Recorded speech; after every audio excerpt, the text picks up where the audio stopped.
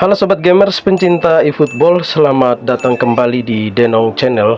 Dan kali ini sebuah formasi lagi yang akan coba saya review dan akan saya bahas secara detail. Formasi yang akan saya bahas kali ini adalah salah satu formasi meta, yang mana formasi ini saya rekomendasikan buat teman-teman semua yang lagi berjuang push divisi. Formasi yang satu ini memang sangat seimbang dalam hal menyerang maupun bertahan. Kalau boleh dibilang, formasi ini adalah saingan terberatnya formasi yang biasa dipakai oleh para pro player. Jadi buat teman-temanku semua yang sudah penasaran seperti apa formasinya, maka simak terus video ini hingga selesai, karena di sini saya akan memberikan penjelasannya secara lengkap dan detail, mulai dari custom formasinya, susunan pemain, gaya bermain tim, settingan taktik, instruksi individu, serta pola dan juga strategi penyerangan, dan juga cara bertahan efektif menggunakan formasi yang satu ini.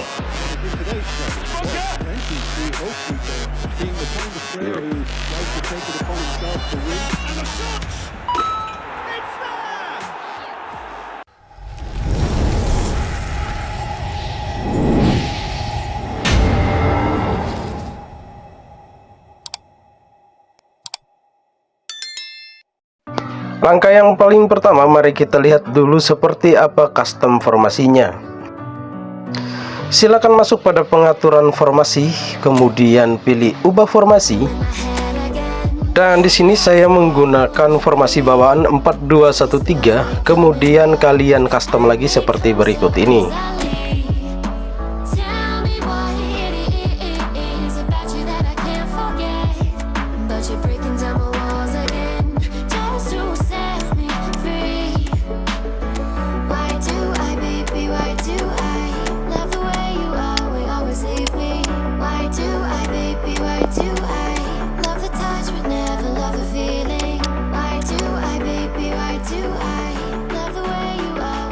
Oke teman-teman, jadi formasi yang saya maksudkan adalah 4213. Di sini untuk di lini penyerangan saya menggunakan 2 orang penyerang tengah dan 1 orang penyerang bayangan.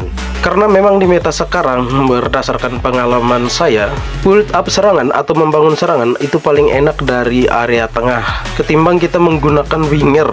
Karena penyerangan menggunakan winger, berdasarkan pengalaman saya, saat ini kurang efektif. Selanjutnya mari kita lihat seperti apa susunan pemain dari formasi 4213 yang saya gunakan kali ini. Pada lini pertahanan, di sini center back saya menggunakan perusak dan juga pembangun serangan. Kemudian posisi back sayapnya, di sini saya menggunakan back sayap penyerang dan juga back sayap bertahan. Lalu untuk gelandang bertahan DMF-nya, di sini saya rekomendasikan kalian menggunakan gelandang dengan tipe jangkar atau anchorman. Dan di posisi gelandang tengah CMF, di sini saya pakai orkestrator atau kalian juga bisa pakai box to box. Lalu pada posisi di gelandang serang AMF, di sini saya menggunakan gelandang serang dengan tipe hall player atau kalian juga bisa pakai tipe creative playmaker. Lalu pada lini penyerangannya, di sini second strikernya saya menggunakan no play style, tapi kalian bisa pakai deep lying forward atau hall player. Dan untuk kedua penyerang tengahnya, saya menggunakan tipenya adalah goal poacher atau pemburu gol. Itu dia teman-teman susunan pemain yang saya gunakan pada formasi 4213 custom ini.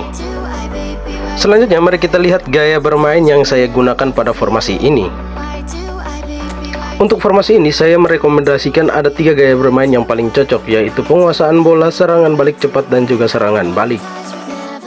Selanjutnya mari kita lihat seperti apa settingan taktik instruksi individu yang saya gunakan pada formasi ini.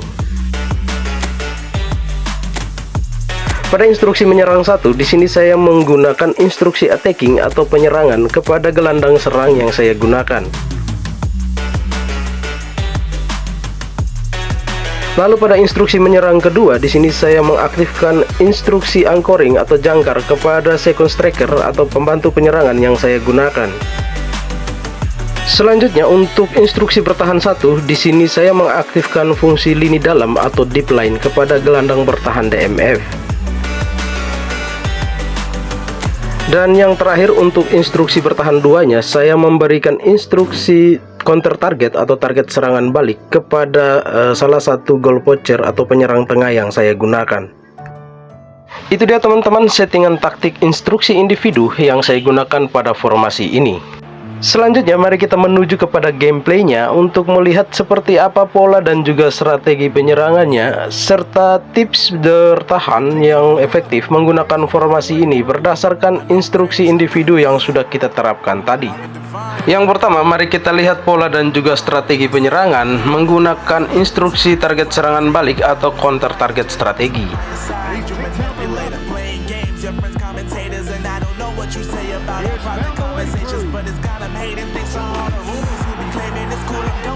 Pada settingan taktik instruksi individu di mana salah satu goal poacher, di sini saya berikan instruksi counter target atau target serangan balik, maka posisi dari goal poacher ini akan selalu stay di depan menunggu umpan passing dari rekan timnya untuk siap menyelesaikan serangan.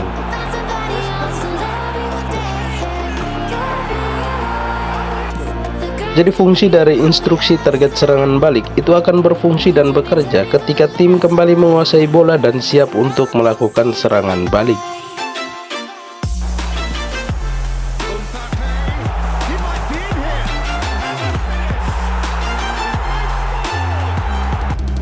Maka dari itu saran saya, gunakanlah instruksi target serangan balik kepada goal poacher yang memiliki speed dan juga akselerasi yang baik, kesadaran menyerang yang tinggi dan juga kemampuan finishing yang sempurna.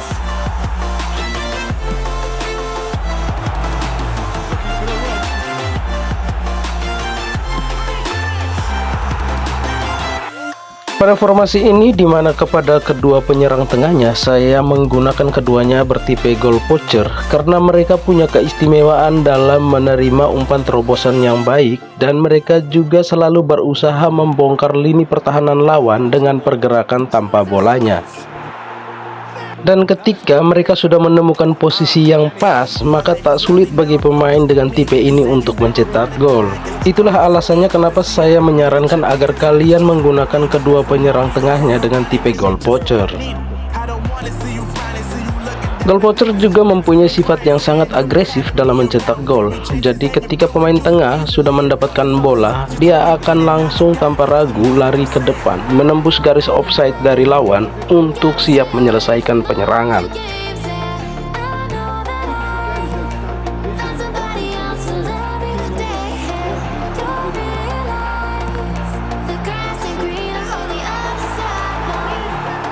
Itu dia teman-teman penjelasan mengenai instruksi counter target strategi dan juga goal poacher yang saya gunakan pada formasi 4-2-1-3 custom ini.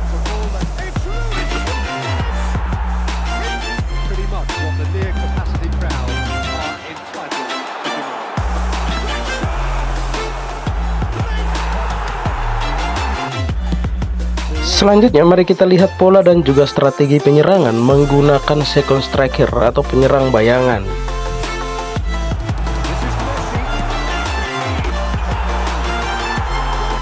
Pada settingan instruksi individu di mana pada pemain second striker di sini saya berikan instruksi jangkar atau anchoring, yang mana itu adalah sebuah taktik yang saya berikan kepada pemain penyerang bayangan ini agar dia selalu berada pada waktu dan posisi yang tepat untuk siap membantu membangun penyerangan atau bahkan menyelesaikan serangan.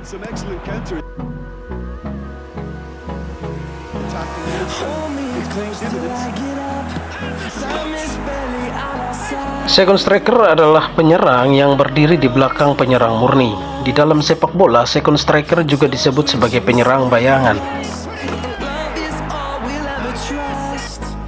Mereka juga memiliki peran yang sangat variatif, mulai dari playmaker, pencetak gol, dan lain sebagainya. Jadi seorang second striker harus memiliki skill dan juga statistik yang mumpuni, seperti kemampuan passing, kemampuan dribble dan kecepatan, serta kemampuan finishing yang baik.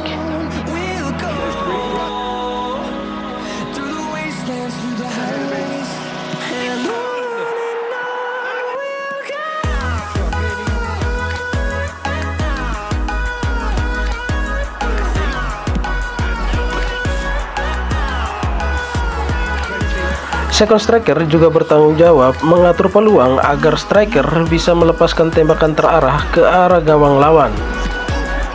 Artinya salah satu tugas dari second striker adalah dia berperan sebagai pemberi assist kepada striker murni.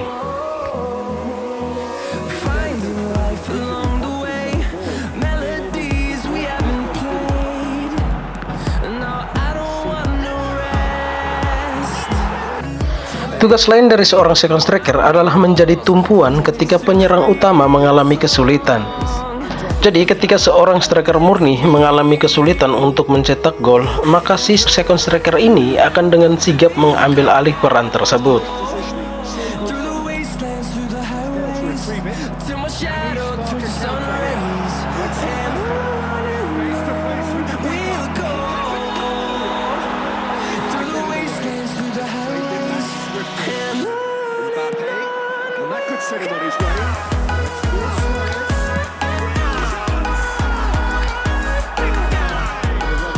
Dan terkadang seorang second striker juga berperan seolah-olah seperti seorang striker murni ketika striker murninya tidak berada pada posisi yang tepat.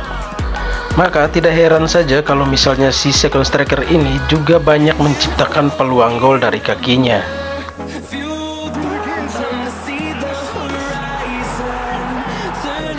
Kebetulan sekali pada posisi second striker di sini saya menggunakan Lionel Messi dengan skill spesial Blitzkurle. Kalian bisa memanfaatkan skill tersebut untuk bisa menciptakan peluang gol dari luar kotak penalti.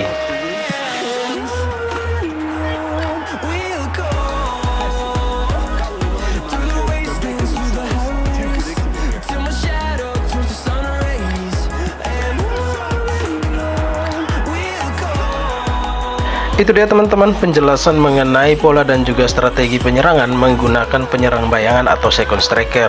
Yang mana second striker ini saya berikan dia instruksi jangkar atau anchoring. Selanjutnya mari kita lihat bagaimana pola dan juga strategi penyerangan menggunakan gelandang serang AMF.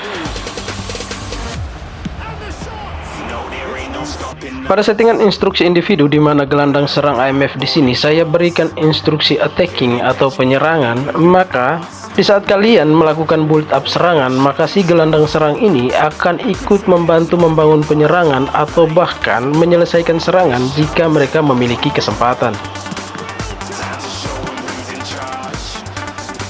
Kebetulan gelandang serang yang saya gunakan di sini adalah bertipe Hall Player, di mana gaya bermain pemain ini adalah membantu penyerang utama ketika sedang melakukan counter attack, sehingga mereka mampu menciptakan assist atau membuka ruang kepada penyerang utama.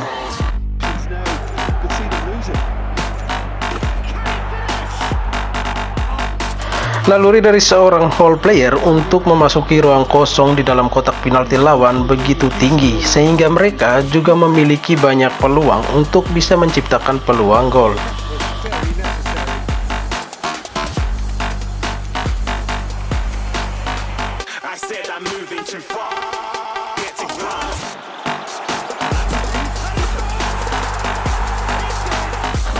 Hall Player biasanya beroperasi sebagai penghubung antara gelandang dan lini serang tim. Mereka bisa menjaga jarak dari posisi pemain bertahan lawan. Dengan pemain ini, kalian bisa punya banyak peluang untuk bisa mencetak gol.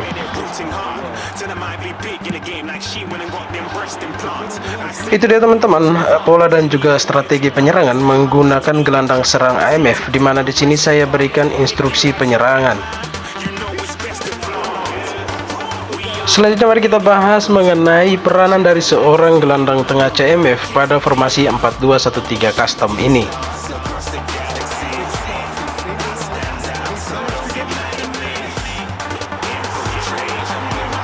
Pada formasi ini, gelandang tengah CMF yang saya gunakan adalah bertipe orkestrator, di mana perannya dia di dalam tim adalah sebagai pengatur dan juga penyambung alur serangan.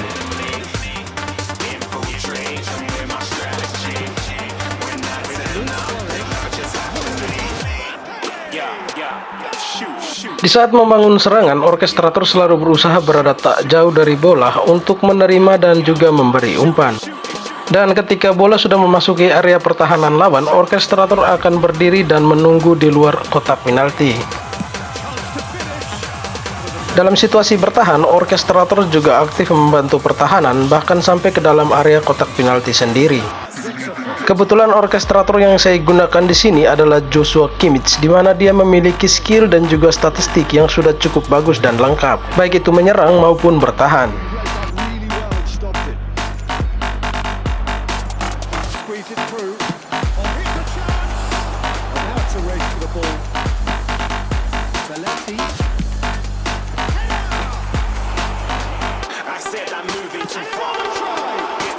Demikianlah teman-teman penjelasan mengenai peranan dari orkestrator dalam formasi 4-2-1-3 custom ini. Selanjutnya mari kita bahas tips dan juga strategi bertahan menggunakan formasi 4-2-1-3 custom ini. Salah satu strategi bertahan yang saya gunakan di sini adalah memberikan instruksi lini dalam kepada gelandang bertahan DMF yang saya gunakan. Dengan strategi ini, maka pertahanan kalian akan semakin sulit ditembus oleh lawan karena gelandang bertahan DMF kalian akan selalu turun ketika kalian bertahan untuk membantu pemain center back di area pertahanan. Gelandang bertahan DMF ini akan berusaha menutup celah yang ditinggalkan oleh back kalian. Jadi garis pertahanan kalian tidak akan gampang ditembus oleh lawan meskipun center back kalian tidak berada pada posisi yang tepat.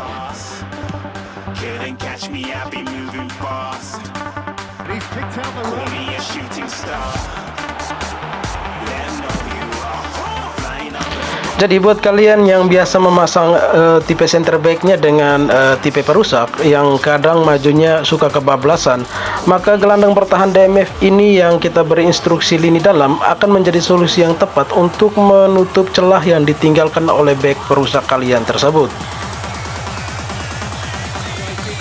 Itu dia teman-teman, salah satu strategi bertahan yang saya gunakan pada formasi ini untuk memperkuat lini belakang pertahanan kita sehingga makin sulit ditembus oleh lawan. Dan sekedar informasi, untuk instruksi lini dalam ini kalian bisa berikan kepada pemain DMF dengan tipe apa saja, baik itu perusak maupun dengan tipe jangkar. Instruksi lini dalam ini akan selalu berfungsi dan akan selalu membantu di lini pertahanan kalian.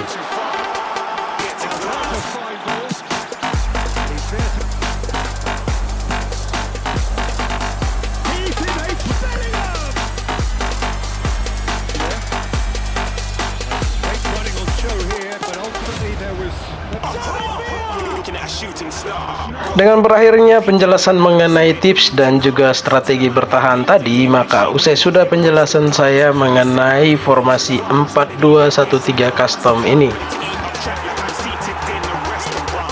Terima kasih buat kalian semua yang sudah menonton dan mendukung channel ini, dan semoga saja apa yang saya bagikan kali ini bisa bermanfaat untuk kalian semua. Jangan lupa untuk like, comment, share, dan juga subscribe buat kalian yang baru di channel saya. Dan jika kalian punya pertanyaan atau komentar, silakan tulis pada kolom komentar di bawah.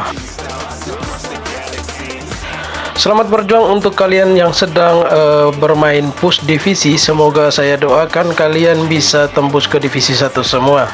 Terima kasih dan salam eFootball. Yeah, yeah, shoot, shoot. Yeah, yeah, shoot, shoot. Yeah, yeah, shoot, shoot.